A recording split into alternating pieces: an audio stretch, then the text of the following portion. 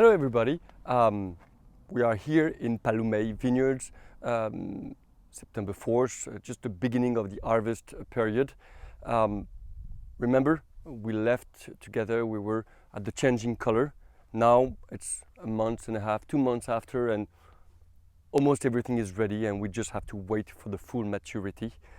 Our job is just to wait for this maturity, tasting and controlling the grapes every 5 to 6 days.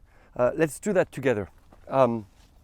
Here we have a bunch, totally homogeneous, and what we do is we try to select one bay,